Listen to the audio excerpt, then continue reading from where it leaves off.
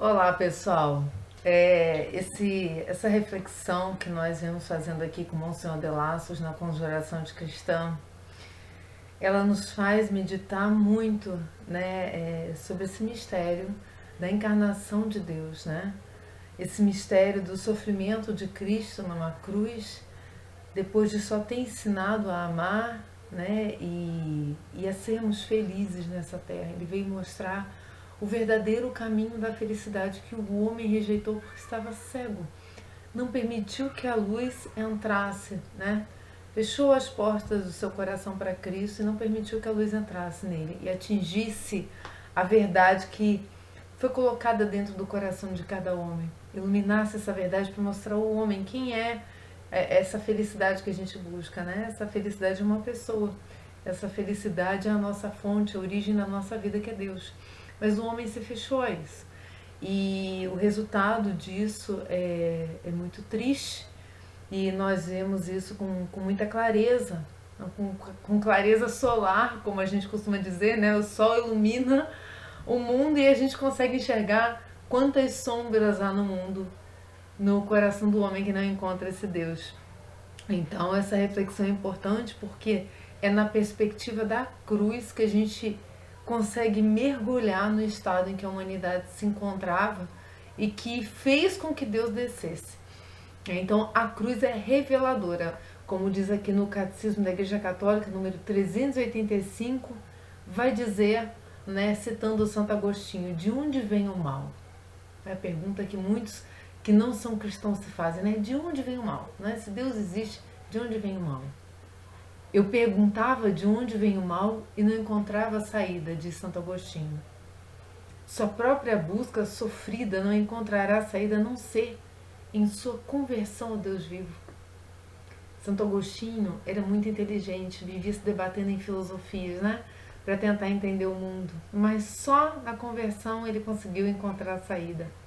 Efetivamente, aspas, o mistério da iniquidade só se explica à luz do, aspas, mistério da piedade.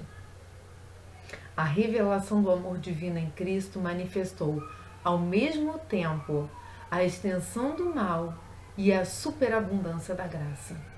Precisamos, pois, abordar a questão da origem do mal, fixando o olhar da nossa fé naquele que somente Ele é o vencedor do mal. Então, eu só consigo entender o mal na perspectiva do bem, até porque a gente aprende na teologia, né, que o mal ele é simplesmente o abandono do bem. Então, para que eu entenda o mal e a extensão do mal, que foi superabundante, a graça sobre esse mal permitido, né, por Deus, mas ele superabundou, por isso que ele permitiu. Aí que a gente consegue compreender o mal através da graça que nos veio para suplantar esse mal. E o mal foi vencido. A boa nova que Cristo veio nos trazer é essa. O mal foi vencido. Eu venci a morte. Eu sou a ressurreição e a vida. Essa é a felicidade, esse é o sumo bem que encontramos em Deus, que é a vida eterna, e que o mundo rejeita. Mas por que o mundo rejeita? Então, vamos nesse vídeo, né, nos aprofundar um pouquinho mais sobre isso. Porque é nesse tempo da ressurreição de Cristo que a gente consegue ter essas luzes do Espírito para a nossa vida, para nos ajudar nessa compreensão. Vamos pedir então a ajuda de São Miguel Arcanjo nesse combate ao mal. E é muitas vezes essas sombras que existem dentro de nós mesmos, né? Então, desde já, pedir a São Miguel Arcanjo que expulse toda a insídia de Satanás sobre nós. Todas as sombras que Satanás quer projetar dentro da nossa vida, do nosso coração, da nossa alma, da nossa consciência. Pedir para que São Miguel Arcanjo, com seus anjos, né, o comando de Maria, Rainha dos Anjos, né, e com o auxílio de São José, terror dos demônios, ajude a nossa consciência, nos inspire uma vida nova, uma vida de conversão, uma vida de oração, em que o mal possa nos rondar, mas jamais nos atingir novamente. Em nome do Pai, do Filho, do Espírito Santo. Amém. São Miguel Arcanjo, defendei-nos no combate. Cobri-nos com o vosso escudo contra os embustes e ciladas de Satanás. Subjugue o Deus instante e humildemente o pedimos. E vós, príncipe da milícia celeste, pelo divino poder, precipitai o inferno Satanás e todos os espíritos malignos que andam pelo mundo para perder as almas. Amém. Ó Maria concebida sem pecado, rogai por nós que recorremos a vós. São José, rogai por nós. Jesus, manso e humilde de coração, fazei nosso coração semelhante ao vosso. Em nome do Pai, do Filho, do Espírito Santo. Amém. Essa leitura, ela traz a questão de fixar o olhar em Cristo. E essa questão do olhar, ontem eu fui assistir um vídeo sobre a função do olho. Por quê? Porque eu meditava sobre essa passagem aqui, não é? Do Evangelho, em que Jesus diz, quando ele está explicando a cura do cego, né, para os doutores da lei, Jesus ouviu dizer que o haviam expulsado, os doutores da lei, né, expulsaram do templo, né, aquele cego que foi curado e foi dar testemunho, né, que até foram perguntar para os pais, e disse, pergunta para ele que ele tem idade, tudo com medo de falar que foi Cristo, né? E aí os doutores da lei vai dizer assim, olha, Jesus ouviu dizer que o haviam expulsado, encontrando-o, disse, então Jesus foi atrás dele novamente e disse, crês no Filho do Homem? Respondeu ele, quem é Senhor, para que eu nele creia?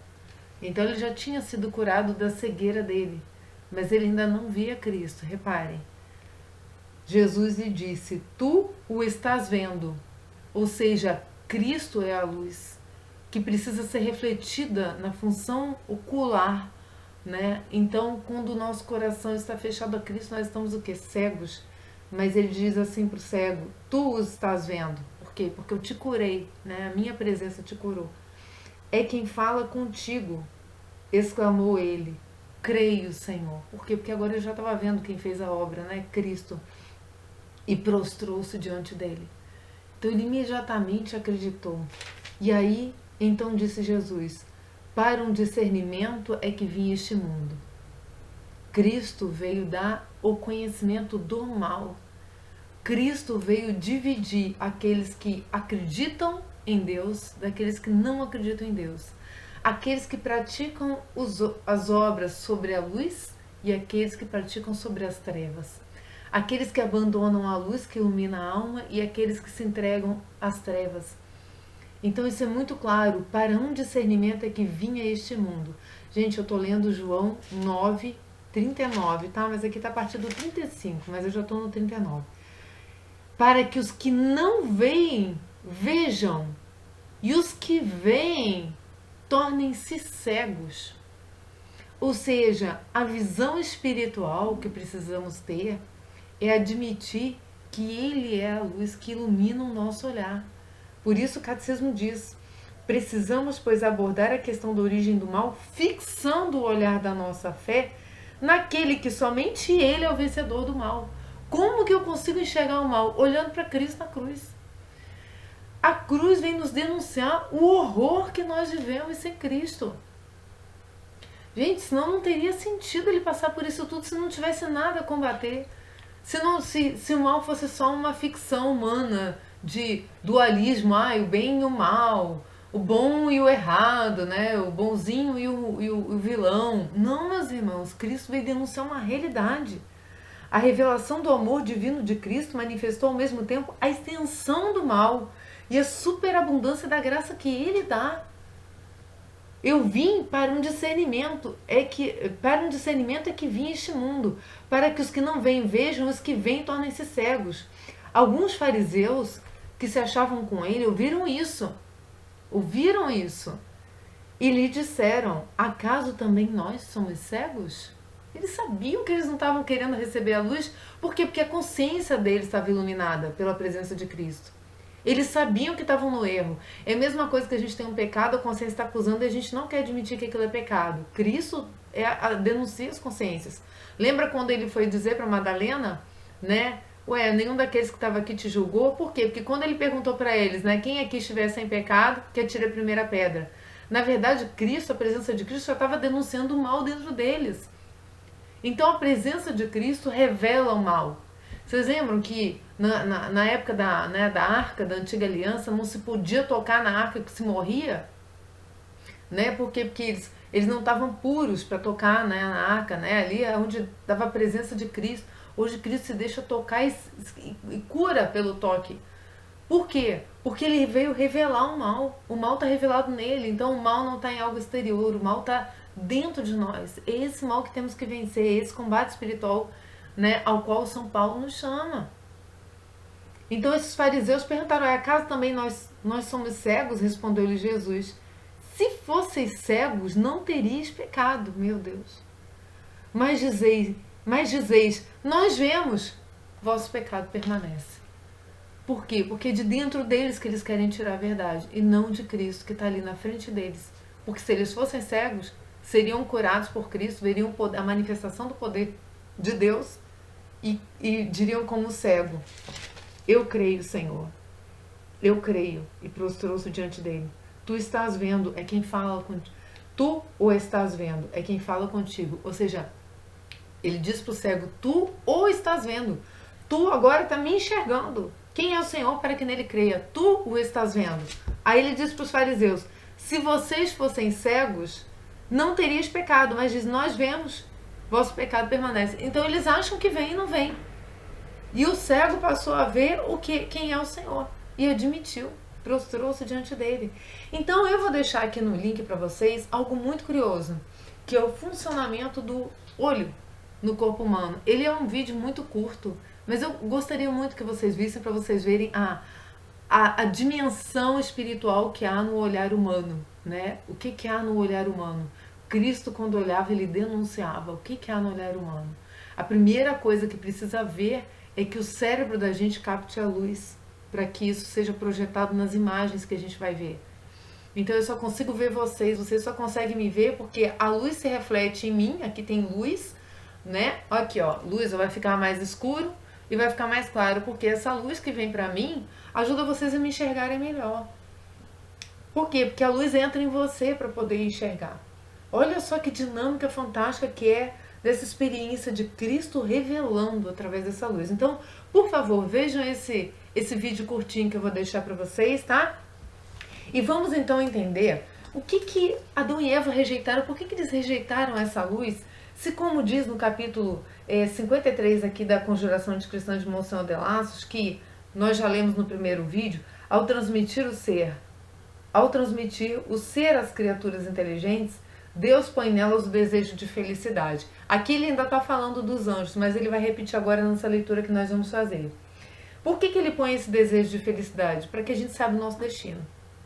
Então, como diz Santo Agostinho novamente, né, o coração do homem é tranquilo enquanto não encontra Deus. Por quê? Porque Deus é o sumo bem, Deus é felicidade, Deus é alegria eterna, Deus é alegria estável, não é uma alegria inconstante, em que eu desfruto aqui na terra uma alegria inconstante, né? Uma hora eu tô bem, uma hora eu não tô, uma hora eu tô feliz, outra hora eu não tô, uma hora quem eu amo me agrada, uma hora quem eu amo me decepciona, e então é uma felicidade inconstante. Mas Deus, ele põe na gente o desejo de felicidade, e esse impulso nos leva e nos dirige a Deus, o sumo bem, quando elas acolhem por uma livre correspondência e emanação do amor divino. Então, essa lição de liberdade, de usar a nossa liberdade para corresponder a esse amor, é o uso da nossa razão e da nossa inteligência, que vê na revelação de Cristo através dos olhos humanos, né? E através da fé que vem ao nosso coração, que visita o nosso coração, o que o olhar humano não alcança. O que muitos cegos conseguem ver e muitos que têm a visão não conseguem ver, entendem? É pelo uso da razão, por esse conhecimento que esses fariseus achavam que tinham e não tinham, mas que é perfeito em Cristo, quando eu entendo que Cristo veio ensinar tudo que é bom para mim, que eu consigo encontrá-lo. E aí eu consigo fazer esse paralelo dessa criação nesse trecho, que é a continuação da onde a gente parou. Como fizera com os anjos, Deus concedera a Adão e Eva o dom da graça santificante, lembra? Como eu acabei de ler. Prelúdio e preparação da glória. Também terminei o vídeo anterior falando sobre essa graça santificante, né? Então, ele deu também a Adão e Eva. Antes de admiti-los à glória, ele já tinha dado a graça santificante, mas precisava da confirmação, como lá os anjos precisavam confirmar. Então, antes de admiti-los à glória, era preciso que se mostrassem dignos dela. Daí a necessidade da prova no paraíso terrestre, assim como no paraíso celeste. Que é o que muitos se perguntam, é a dúvida de muitos, né? Mas se Deus criou na graça santificante, como que eles poderiam errar?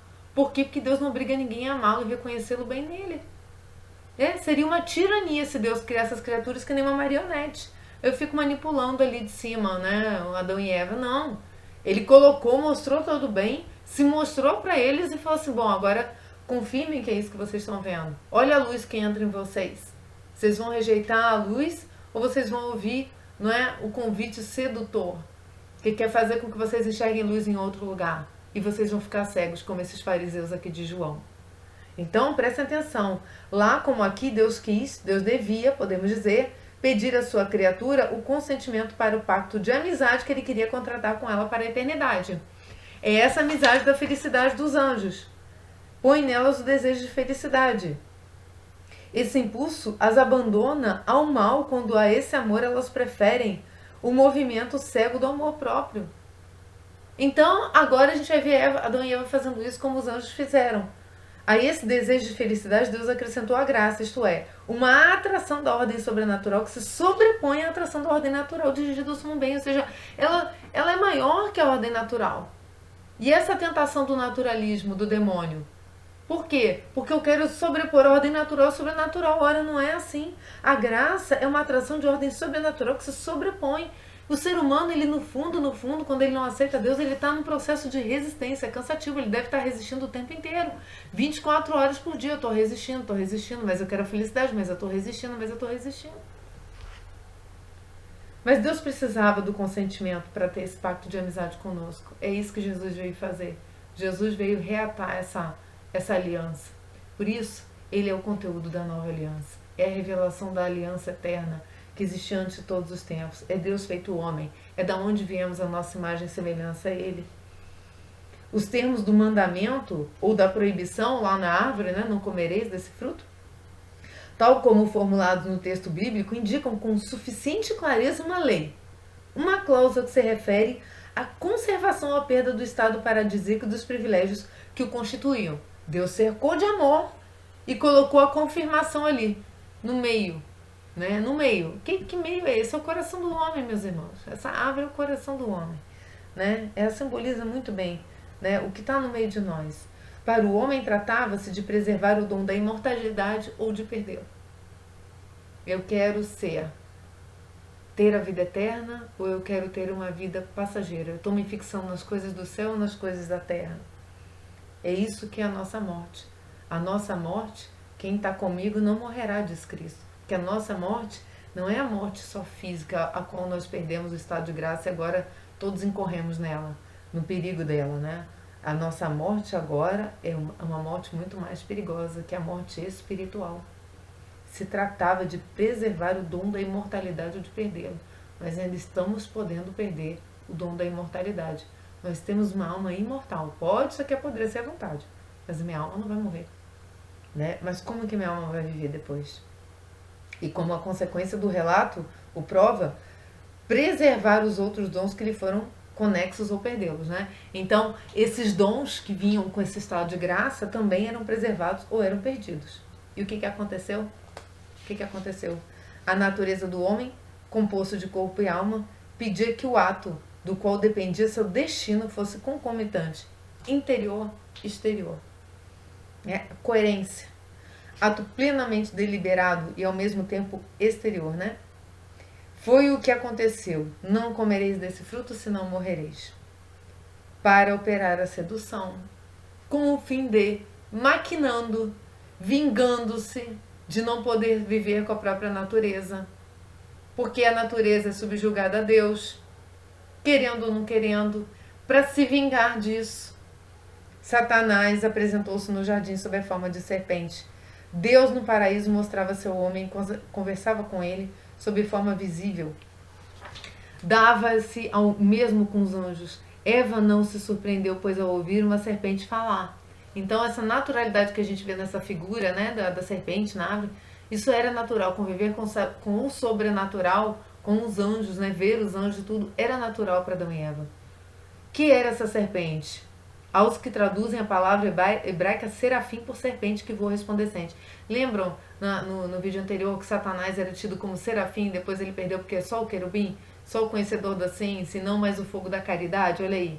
Talvez Adão e Eva estivessem acostumados a ver os anjos celestes sob essa forma, né? Não assim, a serpente que voa, não, é a forma mística, né? A visão ali daquele fogo ali, né? Daquela figura ali, tentando eles. Então, no fundo, a nossa ignorância deve nos levar a buscar resposta em Deus e não no mundo. Então, se Eva ignorava exatamente o que significava não comer da árvore, o que Eva deveria ter feito? Confiasse em Deus.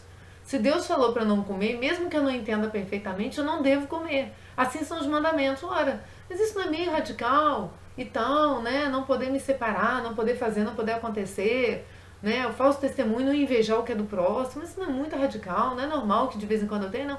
Meus irmãos, quando a gente tiver essas dúvidas, esquece a dúvida. Deixa a dúvida no lugar dela lá. Deixa eu morrer com você nessa vida. Se fie no que Deus falou. Se Deus falou não, é não. Se Deus falou sim, é sim. Entendem? Porque assim a gente não erra. A obediência não faz com que a gente erre. Faz com que aqueles homens que estão encarregados do poder de nos conduzir e a gente seja obediente, eles errem. Mas nós não erramos sendo obedientes. Nós não erramos sendo obedientes. Então, talvez Adão e Eva tivessem acostumado. Ele chegou, pois, junto à árvore da ciência do bem e do mal e perguntou a Eva: teria Deus dito, não comereis da árvore do jardim, né? Bem inocente, né? A mulher respondeu: comemos dos frutos da árvore do jardim, mas do fruto da árvore que fica no meio do jardim, Deus disse: não comereis desse fruto, e nele não tocareis com receio de que morrais. Disse a serpente à mulher: não, deixa disso, não morrereis. Que morrer o quê? Mas Deus sabe que no dia em que comeis, vossos olhos se abrirão, e sereis como Deus, conhecendo o bem e o mal. Vossos olhos se abrirão para o bem e o mal. O que quer dizer isso, meus irmãos? No estado de graça, a gente não precisa ter esse conhecimento mundano, né? A gente não precisa ter essa distinção, basta confiar em Deus. Vou pegar para vocês de novo. Se fosseis cegos, não teríeis pecado. Na graça, no estado de graça, não tem pecado. É uma cegueira santa, mas dizeis: nós vemos, vosso pecado permanece. Está aqui, está aqui, olha aqui. Não morrereis, mas Deus sabe que no dia em que comerdes, vossos olhos se abrirão. Aí você vai achar que está vendo. Aí você vai ver o bem e o mal, você vai ver sua natureza, vai começar a ter a malícia, vai querer cobrir seu corpo. Tudo que não existia maldade do mundo entrou no coração do homem. Não é? Vossos olhos se abrirão e sereis como Deus, conhecendo o bem e o mal. Então essa tentação, mais uma vez, né, do naturalismo, né, do homem preso à matéria, do homem preso ao conhecimento, do homem preso em si mesmo, do homem dentro de si, vai dizer aqui também, não é? Que tentação para o egoísmo. Aí está a tentação, a renovação da tentação que seduzir os anjos, aquela mesma que eu acabei de ler para vocês. Ser como Deus, bastasse a si mesmo. Que tentação para o egoísmo. Culto do eu, egoísmo. Que tentação para cultivar a si mesmo, né? De ter tudo, mas não bastar ter tudo. Como disse Santa Teresa, só Deus basta. Mas não, eu quero me bastar a mim. Eu um ser finito, ignorante, desconhecedor das coisas sobrenaturais. Ah, mas eu quero bastar a mim mesmo. Mas é o cúmulo da burrice. É o cúmulo da burrice. Egoísmo é burrice. Egoísmo é burrice. Adão nela sucumbiu, essa tentação do egoísmo, como sucumbiram os anjos que se deixaram acalentar pelo orgulho. Sereis como Deus, conhecendo por vós mesmos o bem e o mal, encontrando no uso das suas faculdades naturais o progresso que vos conduzirá à perfeição pretendida pela vossa natureza, chegareis à felicidade. A uma felicidade semelhante àquela de que Deus goza. Felicidade que não será nem emprestada, nem dependente, será independente de Deus sua felicidade. Exatamente o que nós estamos vivendo no mundo de hoje. O que nós vemos na decadência, né? Desde lá do renascentismo, né? Desde a queda aí da época medieval, em que o homem temia mais a Deus, mesmo errando, mesmo tropeçando, mesmo fazendo um monte de coisa errada, né? Mas tinha essa, vamos dizer, a perspectiva da minha vida é a vida que vem. Então eu estou em erro, mas eu estou em erro em relação à vida que vem, tudo em relação à vida que vem. Hoje o homem esqueceu da vida que vem. O homem está preocupado com essa felicidade, encontrando no uso das suas débeis faculdades mentais, né, o progresso que vos conduzirá à perfeição. Ora, meu Deus, eu abri mão da fonte da perfeição, agora eu quero achar a perfeição. Que beleza, hein? Eu joguei o mapa do tesouro fora, agora eu quero achar um mapa de novo. Eu quero achar o tesouro. Mas eu estou botando o tesouro no mundo, como diz Cristo. Onde está teu tesouro, está teu coração. Aí eu tô botando o tesouro no mundo, acho que encontrei o tesouro, mas tô sem o mapa, mas eu acho que encontrei o tesouro. Meus irmãos, a luz de Deus é a luz da vida.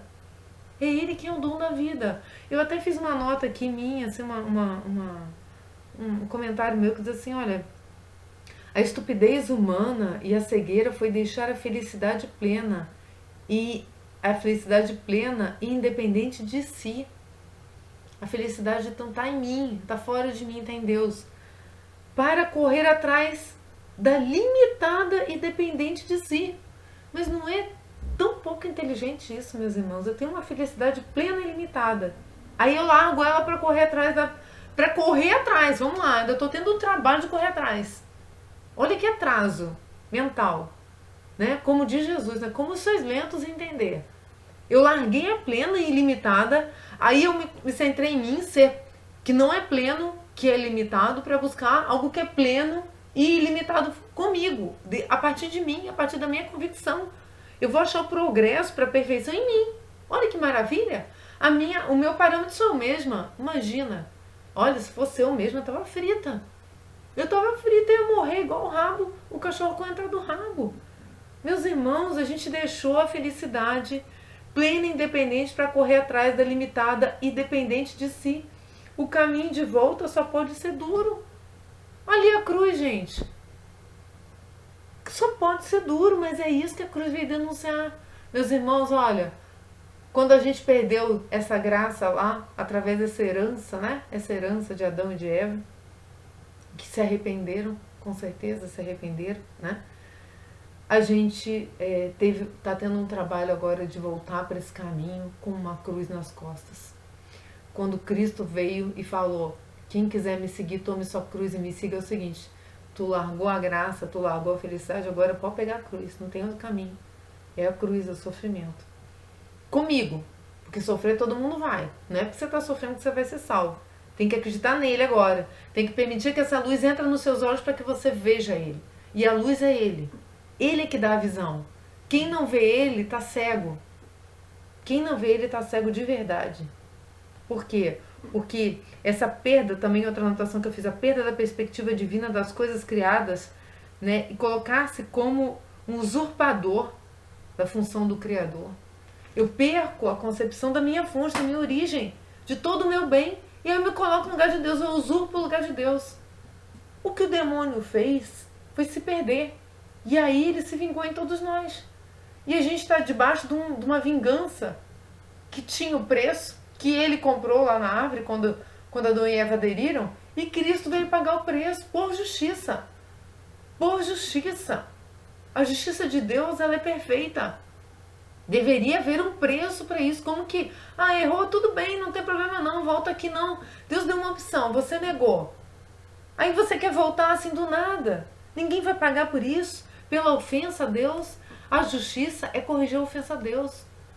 Você tem que corrigir a ofensa a Deus, não mais. Cristo corrigiu para você. Agora é fácil, entre aspas. Vai no confessionário, pede perdão, volta para o caminho, carrega sua cruz e vai atrás. É fácil, tem gente que não acredita, é tão fácil, né? É só chegar na igreja, me confessar, comungar, eu vou ser salvo. Não é tão fácil assim. Meus irmãos, foi difícil para Cristo. Foi difícil para ele largar da realeza dele e vir aqui salvar nós pobres miseráveis.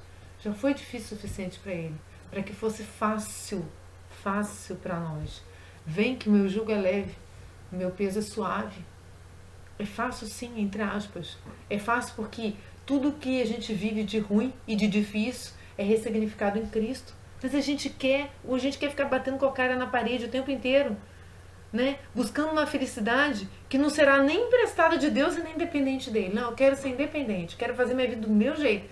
E aliás, pior ainda, eu quero fazer o meu cristianismo do meu jeito. Eu não quero ouvir a Santa Igreja que Cristo fundou para me conduzir. Eu não quero ouvir o Papa que é o vigário de Cristo para me conduzir. Não, agora eu quero fazer minha igreja. Está acontecendo isso hoje dentro da igreja. O mal se infiltrou, o joio está crescendo no meio do trigo, e o trigo está de bobo, porque não consegue olhar o joio e está se deixando contaminar, se enredar pela essa erva daninha do joio. Não está dando frutos. É uma terra estéril. Por quê? Porque só dá frutos aquele que está unido a Cristo. Sem mim nada podeis fazer. Aí vai dizer aqui, meu Senhor, assim como os anjos maus, Adão e Eva deixaram-se convencer. Como vemos na terra como no céu, a essência da tentação foi o naturalismo. Né? Eu coloquei uma outra anotação, que é culto ao homem por sua própria natureza e não em relação ao Deus. É o egoísmo, culto do ego, culto do eu, culto do homem, culto da matéria. Não é? Eu não cultuo o meu espírito, eu não trabalho e não ajudo o meu espírito a se aproximar do que é divino, do que é eterno. Eu não elevo o meu espírito, eu estou preso ao mundo, eu estou morto. Eu estou morto. O dia que bateu o martelo fechando o olho para a terra é só a revelação do estado em que eu já vivia, de morte. Então é esse o culto, é o fechamento em si. O fechamento na vida que passa é a morte eterna. Foi porque teve o orgulho de dizer, acompanhando os anjos rebeldes, como Deus eu bastaria a mim, que Adão transpôs a proibição de comer o fruto funesto. Ó dor, vai dizer Monsenhor de Lassos, ó dor, eu bastarei a mim, que Adão transpôs a proibição, né? Eu bastarei a mim. Ó dor, seu orgulho fê-lo cair, não somente no estado de natureza, mas ainda no estado de natureza corrompida. Não só você perdeu a graça santificante, como a sua natureza agora se corrompe. Né? A sua natureza se corrompe, com várias exceções de santos que não têm a natureza corrompida, né? Que são corpos incorruptos após a morte, mas nós, desde que nascemos, estamos dados aí esse definhamento da natureza, né? Há bebês que já nascem com essa natureza corrompida e morrem em poucos dias, poucas horas, né? Há idosos que vão perdendo a saúde ao longo do tempo até morrer. Uns têm a graça de uma boa morte, que é uma coisa que a gente tem que pedir, mas a natureza foi corrompida. Adão e Eva viram-se subitamente não deuses, mas seres de carne. Ó revelação! Grande novidade! Agora, Deus me mostrou que eu não sou que nem ele. Agora, Deus me mostrou a mesma coisa que mostrou Satanás. Sua natureza está presa a mim, não adianta querer felicidade longe de mim. Você não quis ouvir o convite para a felicidade? Não é? Agora, por que nós fomos resgatados e o demônio não foi resgatado? Porque ele tinha um contato com Deus, ele tinha ele estava numa ascensão maior a gente, ao nosso espírito, né? Ele era o espírito mais elevado que o nosso para compreender. Então, a quem muito foi dado, muito será cobrado, né? Então, na verdade, como ele tinha, ele perdeu tudo. Então, por isso que Jesus fala, né? A quem foi dado, será dado mais ainda. E a quem não tem, será tirado até o que tem. Né? O que ele quis dizer com isso? Que quando eu não encontro todo o bem nele, eu perco tudo. Até o pouco que eu tenho. Porque se eu já não encontro bem nele, eu sou miserável aqui na Terra, né? Não sei de quem que é o santo que é a frase, né? Ninguém é tão miserável, né? Como é que é? O ser mais miserável é aquele que não sabe amar, né? Aquele que não tem Deus, não tem um contato com amor, caridade, que não tem Deus. Esse é o ser miserável. Não encontra em Deus sua redenção, não ama Deus, né? Eles não eram mais deuses, olha, não sou Deus, agora eu sou um ser de carne, agora eu sofro, agora eu tenho dor para parir, não é? Agora eu tenho que trabalhar e suar, tá tudo em Gênesis. Eu suo para comer, tenho que correr atrás, né? Vou viver as misérias e a fome do mundo, vou viver as doenças e as dores, tudo consequência do pecado. Que foi? Aí por que Deus nos resgatou, como eu estava falando antes? Porque nós, primeiro, somos feitos em imagem e semelhança de Deus. Então, quando Satanás contemplou lá Jesus, Deus feito homem, se revoltou por quê? Porque nós somos configurados a Ele. Então, a chance de nos perdermos de Deus é muito pequena. Então, Satanás tem uma margem de lucro muito pequena se nós aderirmos à fé. Né? Se a humanidade conseguir compreender que a vida dela está unida a Deus. Então, ele não consegue vencer essa luta. Por quê? Porque Deus veio nos resgatar. Como não resgatou ele, porque ele já via, já tinha revelação, Deus agora deu a nós o poder, né? O poder não, a possibilidade de nós nos elevarmos com ele. Por quê? Porque a revelação que foi dada aos anjos lá, agora foi dada a nós aqui. Então agora a gente está nessa divisão do bem e do mal da nossa vida. Não é? Agora nós estamos sendo a revelação em Cristo Jesus. Por isso que Cristo falou, os profetas quiseram ver e não viram. Antes que Abraão fosse, eu sou. Eu sou aquele que é. Jesus falou, eu sou. Falou aqui também, né, para eles. Então, um pouco antes, acho, dessa leitura que ele disse aqui. Eles se revoltaram. Em verdade eu vos digo, antes que Abraão existisse, eu sou. Ele usou a palavra do Antigo Testamento, Javé. Né? Está aqui em João 8, versículo 58. Não tens ainda 50 anos e já viste Abraão? Em verdade vos digo, antes que Abraão existisse, eu sou. Né? Então, presta atenção. quem não conhece Deus, na verdade, não consegue enxergar a revelação. São cegos. Por quê? Porque estão cegados por esse Satanás, essa sedução de verem-se a si mesmo e não verem Deus, né? Eu sei que já estou dando volta, mas é sempre esse mesmo raciocínio, que tem que nos reordenar, tem que nos realinhar. Se a gente está desalinhado, meus irmãos, se a gente tem vida, não tem problema. A gente realinha, a gente se arrepende e realinha. Realinha em Deus. Nada de desespero, nada de ficar olhando para o passado. Então viram-se submetidos a Satanás. Por quê? Justiça, né? Satanás conquistou, era dele, o reino dele. É o reino dele, o reino de Satanás. Ele tem um reino sim. Cuidado para não fazer parte dele. Mas Jesus veio o quê? Pagar o preço para quê? Para nos tirar desse reino. Né? Por justiça. Podia fazer diferente? Podia, mas Deus faz o caminho sempre inverso. Né? Você conquistou, agora eu vou te tirar. É por isso que o demônio ficou tentando. Mas a gente vai ver isso no próximo vídeo, na tentação de Cristo. Todo aquele que se entrega ao pecado, de João, é escravo do pecado. E todo aquele que dá ouvidos a Satanás volta a cair sob sua supremacia, da qual a graça o livrara. Somos só livres se obedecemos os mandamentos, né? Se vivemos nesse amor, que é amar a Deus sobre todas as coisas, ao próximo como a nós mesmos. Lúcifer pôde, desde então, prometer-se na terra um império semelhante ao que conservava nos infernos sobre aqueles que o seguiram na apostasia. Ele dominou sobre todos os filhos do orgulho. E aqui ele está fazendo uma citação de Jó, né? Última palavra de Deus a Jó. Tá? Então, ele vai dizer, de fato, até a vinda de nosso Senhor Jesus Cristo, todo o gênero humano, excetuado um pequeníssimo povo depositário da promessa, viveu no naturalismo ao qual Adão arrastara e sob o jugo do demônio do qual se deixara seduzir. Né? Então todo o gênero humano passou a viver esse naturalismo, que aí a gente pode voltar lá ao começo da conjugação de cristã, quando Monsenhor Deleuze faz a divisão das duas civilizações. Entende? Que essa cultura do obscurantismo, né? Da magia, do sacrifício aos deuses, do satanismo, que é o naturalismo, né? No qual viveu, ao qual Adão arrastara sob o jugo do demônio. Satanás fez erguer para si templos. A gente sabe que hoje existem templos satânicos, né? E a maçonaria é um deles. A maçonaria é um deles, é bem revelado aqui nesse livro, tá? E levantar altares em todos os lugares da terra. E aí fez com que lhe rendessem um culto tão ímpio quanto supersticioso. Essas superstições, essas coisas todas são a cegueira, fruto da cegueira do homem que não vê em Deus a luz, não vê em Deus, não adora um Deus verdadeiro, né? É o culto do natural, é o culto das coisas. É ver as coisas criadas e ver as coisas que estão sobrenaturais nas coisas criadas. Eu não acho o Criador mais. E aí eu começo a criar místicas em volta de figuras de animais, do sol, das pedras, né? É a cegueira da visão, é a cegueira da alma, é a cegueira que não enxerga Deus em tudo isso. Deus é que está em tudo isso, porque tudo vem dele. Não é o panteísmo, olha a confusão. Né? É que Deus faz com que nós busquemos a Ele através das coisas criadas, né? Que essa vontade de sermos felizes, né? É a busca, é a atração por Deus. E nessa limitação da natureza, eu botava ontem no canal do Telegram, né? Aquela frase de Newton do vídeo passado, é na limitação que Deus nos atrai. Quando a ciência chega no limite, ela encontra a solução dela onde? Em Deus. Né? Assim foram os grandes cientistas admitiram Deus, né? Com exceção de poucos em que o orgulho venceu, né? Só falando assim. Satanás fez erguer para si templos e levantar altares. Quantas vezes o próprio povo eleito deixou-se arrastar por ele a ponto de sacrificar a Maloque e até seus filhos.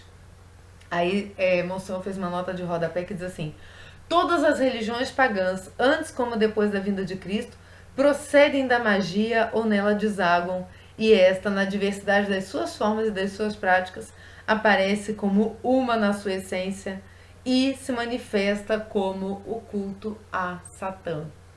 Por quê? Não tem como servir a dois senhores. Ou eu acho um negócio estranho por aí, eu acho Deus. Né? Ainda hoje, em todos os lugares em que o evangelho ainda não foi pregado, em todos os lugares em que o tabernáculo se encontra ainda ausente, Lúcifer e seus demônios reinam. Por isso é importante ir de evangelizar, né?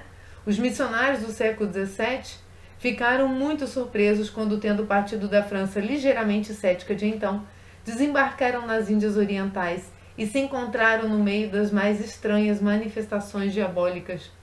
Né? A França já estava indo para o ceticismo e eles ainda se espantaram porque viram manifestações diabólicas.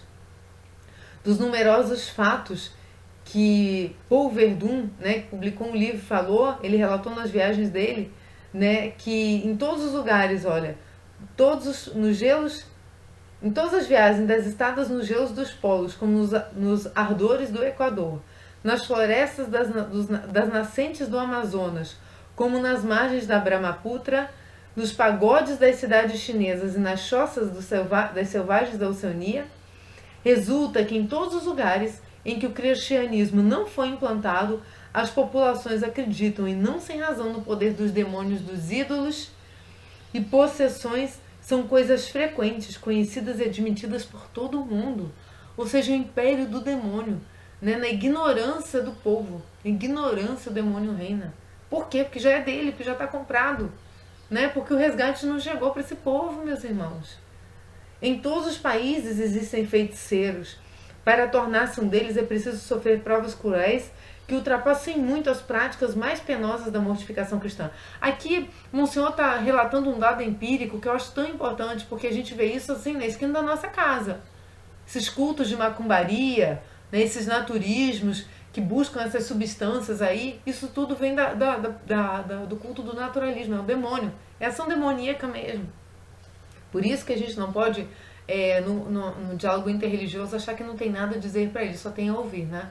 Nós temos tudo e temos a obrigação de dizer, né? O diálogo interreligioso é para que nós possamos fazer penetrar a vontade de Cristo nessas almas, com todo o respeito, sem acusações, com amor, com caridade, que é o vínculo da perfeição.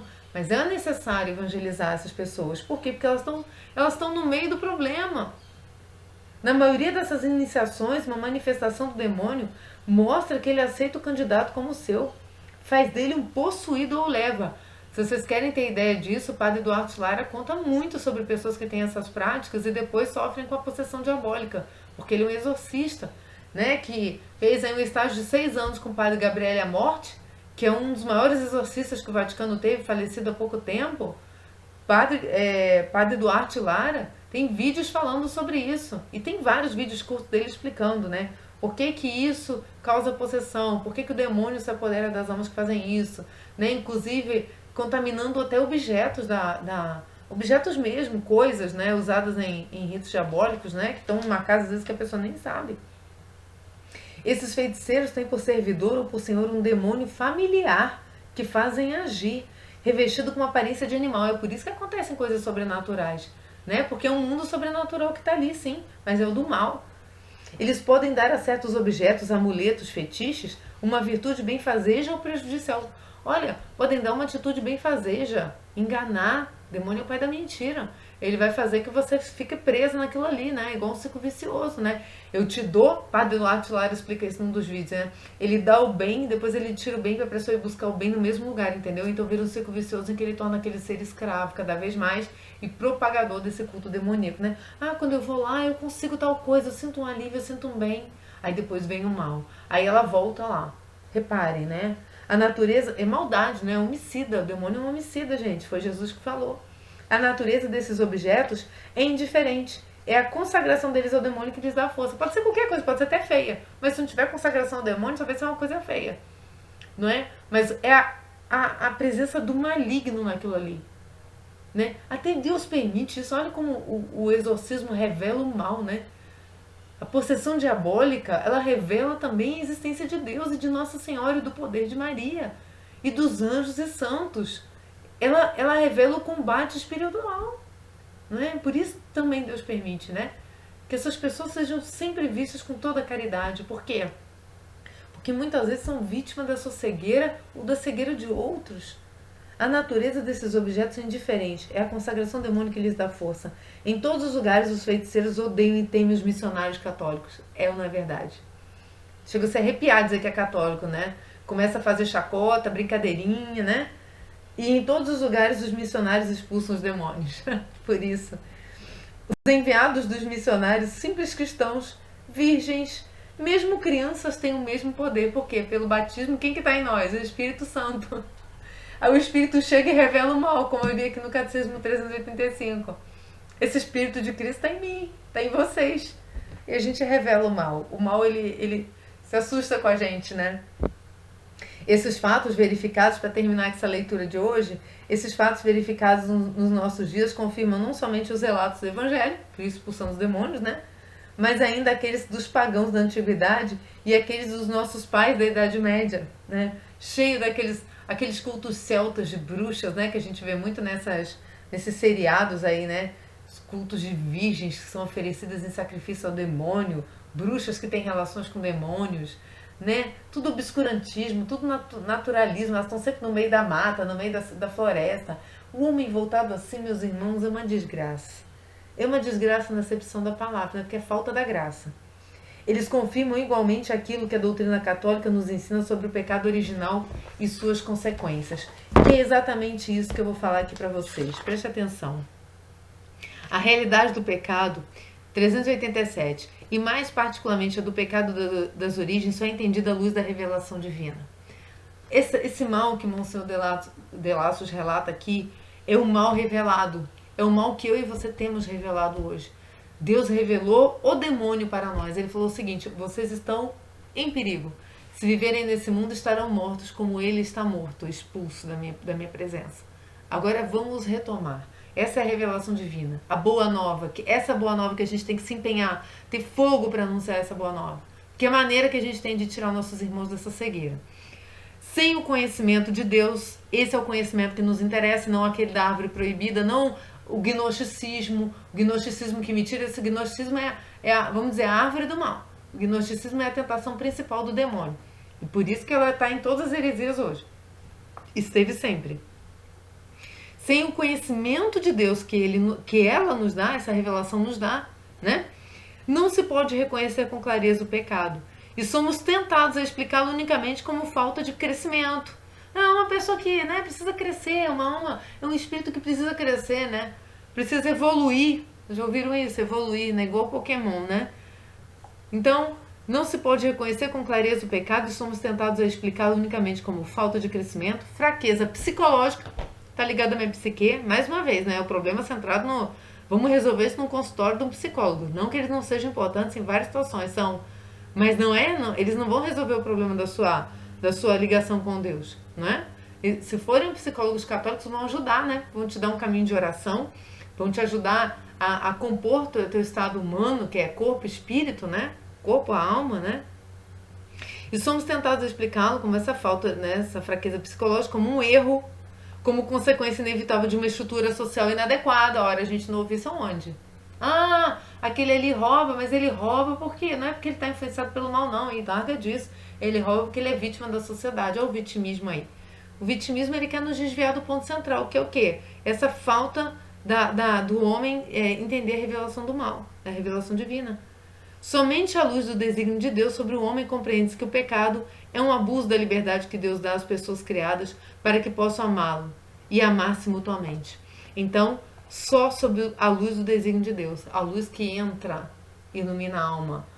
Estudem, vejam mais uma vez, eu peço para vocês, vejam esse vídeo, como que a luz faz com que a gente enxergue, né? Só a luz do desígnio de Deus sobre o homem. Só quando eu consigo abro meu coração para que entre a luz de Deus, que a revelação desse mal acontece dentro de mim, para ver o mal que ainda está dentro de mim, né? Como diz Santa Faustina lá no trecho do livro dela, que o sol, Jesus na nossa alma é como o sol. Ele ilumina a escuridão e mostra todas as mínimas poeiras que estão pairando no ar do nosso ser.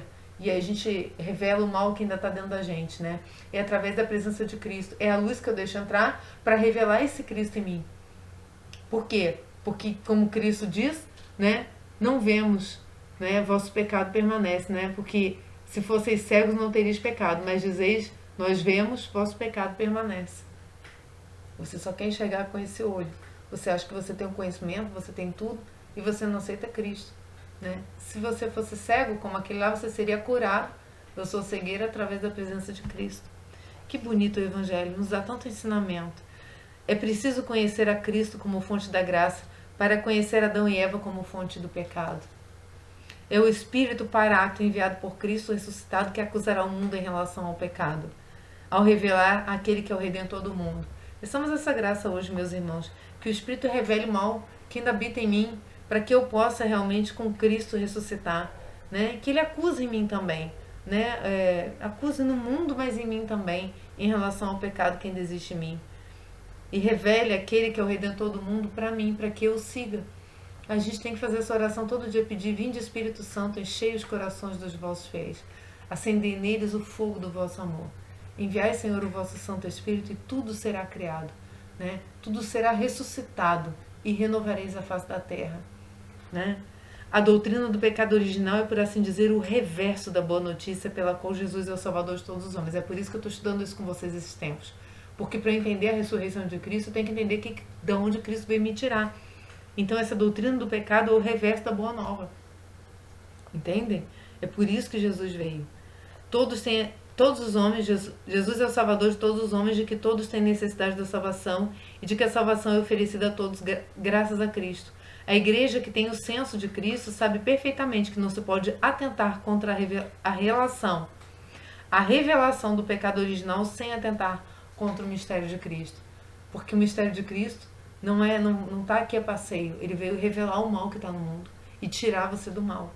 Você precisa enxergar o mal. Então, essa leitura que eu queria fazer com vocês, eu terminei no 389 do Catecismo, tá?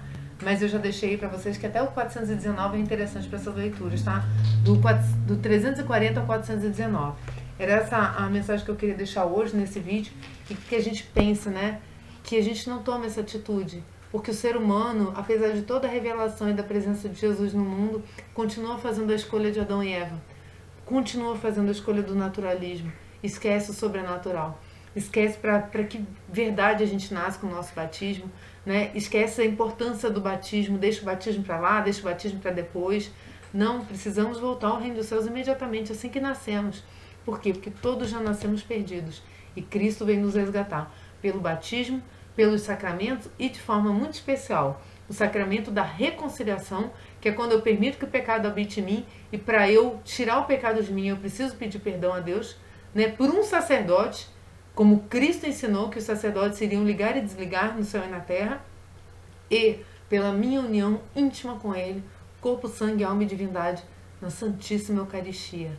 Que nessa sexta-feira, né, dia que a gente sempre faz memória à paixão de Cristo, e se dá uns momentos de penitência, né, nos momentos de sacrifício, a gente não come carne nas sextas-feiras, todas elas, a gente possa realmente meditar nesse grande mistério da nossa salvação e sermos gratos a Deus pelo nosso sim, como foi o sim de Maria, o fiat de Maria, foi o sim de São José ao projeto de Deus, e ambos contribuíram para a nossa salvação. Cristo deu sua vida, não foi à toa. Ele revelou o mal que nos ronda. Fiquem com Deus, até o próximo vídeo, que a gente vai pensar aí por que e o que significa a tentação de Cristo. Salve Maria Santíssima e viva São José!